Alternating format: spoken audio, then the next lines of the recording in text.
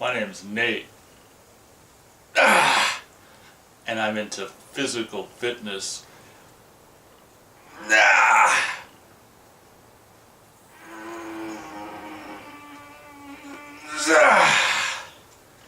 And I'm coming at you with a review for Michael Bay's Pain and Gain. Now you might ask yourself, why did I buy this? And trust me, it's what I'm asking myself after I saw it as well. This was at Half Price Books. It was marked $7.99, but they had a sale, like a 30% off sale, or 40 or whatever. So I got it for like $5 or $6. It's a Blu-ray and DVD, and I was just like, I was curious. I didn't know anything, as probably a lot of people didn't. Oh, by the way, I'm here to review Pain and Gain. I didn't know anything about this movie. I thought Michael Bay just went from Transformers 3 to Transformers 4, and not until like after Transformers 4 came out or something, I found out, and maybe when this was coming out on video or something, I realized that, holy shit, Michael Bay, you know, that's probably I can do this, probably why Wahlberg was selected for Transformers 4, because I thought it was so random that he was just picked, but it makes sense now because Michael Bay met him on Pain and Gain, and he's like, he probably liked working with him or whatever because he jabs people's eyes out or whatever, Asian guys or whatever he does in real life, or what he has done in the past. And so he went ahead and put him in Transformers 4 because obviously Wahlberg has the acting chops to, you know, succeed in a Transformers movie. But at any rate, I ended up with Pain and Gain because, you know, I've stated, you know, me and Matt have reviewed the 3 Transformers movies, and I think I must have reviewed the 4th one, correct, last year? I must have. And I think I said in one of my reviews of the Transformers movies with Matt that, you know, as much as I kind of don't like Michael Bay, I mean, part of me, it's undeniable that he's got like a style and it's kind of flashy, super hot cars and hot women and flashy flair and all this and that. So that's kind of the reason, in addition to just it being relatively cheap, and just why I got it, why I got Pain and Gain. And I'm, you know, like I've said before, I'm more of a movie buyer than renter, and just because, well, there's no video stores to go rent them from, and I don't really, I'm kind of, Redbox kind of probably was part of the reason that put the video store I worked at, me and Matt worked at, out of business, and I've always just had a thorn in my side or whatever for Redbox that I never planned to, you know, give them my business because of that. So it's just like, and I don't do online streaming, and it's just like, I'm just old-fashioned, just buy movies. If you can get them cheap enough, it's less than, like I bought this for less than you'd see it for in the theater. So, excuse me. So on to the reviews. So I expected, you know, Michael Bay. I expected, I guess I expected like action, but there's like, I don't know what you'd consider action in this movie. It's like, how long? It's like way too long, like 129 minutes long, which is kind of, well, it's like yeah, you know, and it's nothing really happens in it, and it's kind of like, doesn't it say on here like, yeah,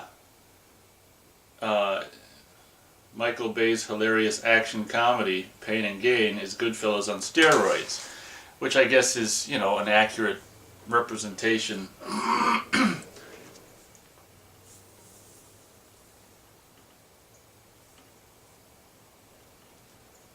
of it. You know, I'm not a big fan of Goodfellas. I think that's, you know, if I was to do an overrated movies list, that would be on the list. I think that movie is completely and totally overrated, and personally, you know, I don't know why people like that movie. So why did I want to buy Goodfellas on steroids? I guess because I like steroids. That's a joke. But I was really surprised. I didn't really know anything what it was about or anything, because I don't like to really know in advance, because in a lot of, that's part of the reason to watch a movie is to get the story. So I didn't know what anything was about. Turns out it's based on this, you know, quote unquote potentially true story of these like 3 bodybuilders who, I guess, well, in the movie, I don't know if it's yeah, I imagine in the movie it's like there's this one bodybuilder, Mark Wahlberg character, ends up being the physical trainer of a some guy who's rich or whatever, multimillionaire or something like that, and they decide to, the guy will chat up with Wahlberg during the, workout sessions and stuff. So Wahlberg decides to get these three guys or these other two guys in on this thing to basically kidnap the guy and force him to sign all this stuff and sign his money over to them so they can, because they're frustrated, going to the gym every day and, doing the roids and shrinking their dicks and stuff. They're frustrated with, they got one aspect of perfect life, but they, their jobs suck, their lives suck. It's kind of like, what's his name in Mission Impossible first movie? It's like, when what's his name is the old Mission Impossible guy, dad of Angelina Jolie, is sitting there at the end and he's just telling Ethan Hunt why, oh, you're working a measly pension and you blah blah blah, and his life sucks, and you don't really realize he's saying his point of view. At the time you think he's saying the other guy is the bad guy, but he's actually like divulging his own life to Ethan Hunt at that time. I thought that was great. I love the first movie. I gotta rewatch that. But I think I'm all over the place here. There's really not a lot to say about Pain and Gain, unfortunately. Yes, because it does say, like, action comedy. Well, there's more comedy than there is action. The action is more like just, I don't remember what the action is. It's not, The Rock, Michael Bay, The Rock, Armageddon, Transformers kind of action. It's just like running around trying to, I don't know what the hell is considered action in this movie. I don't really see any action, but there was some, the humor is just like kind of Michael Bay humor, but there was some stuff that was kind of funny, and basically, I had no idea this movie was just about three basically roided out idiots who just kind of, and it is humorous in the sense that they bumble up their caper and trying to kidnap this guy and holding him ransom and just trying to get him to sign off his money and all this stuff, and they're beating him up or killing him or whatever, and this one guy cuts out all these squares on the rug where the blood was, and his girlfriend or wife comes home, and there's these, on the white rug, there's all these squares and stuff cut out, and you can see a little red, throughout, but he cut out the,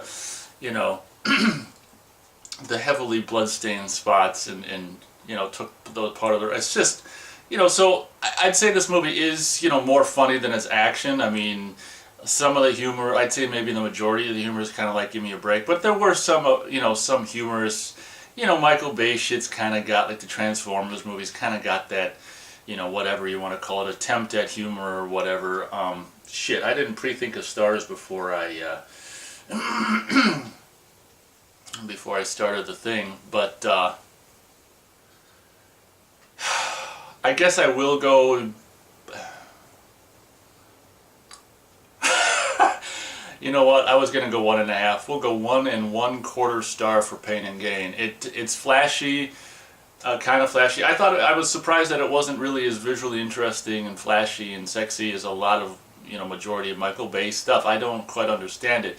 Even the women. I mean, it says like, rated R for nudity, and it's just like, I didn't see any nudity, I was kind of looking forward to it, because like I say, Michael Bay does tend to round up, obviously hot cars and hot women, so I mean, if you're planning to see it and for, and hoping for action and women, like nudity and shit, there's barely any women in the movie.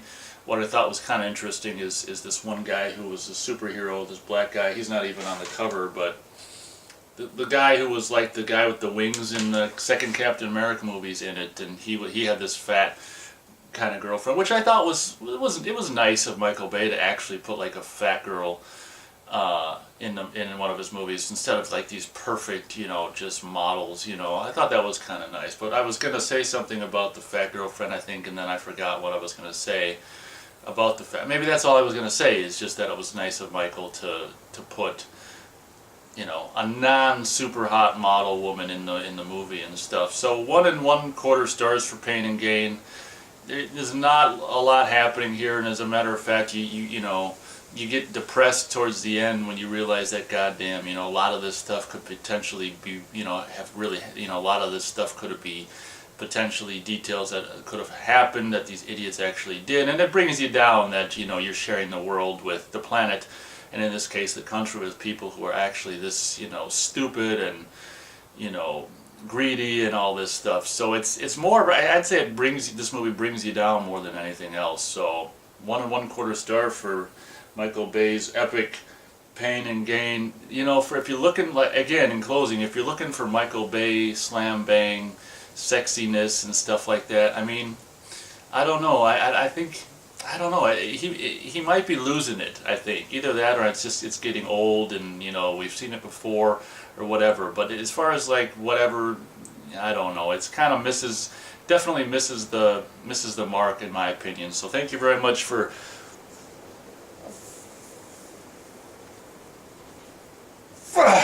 watching, and I'll catch you next time.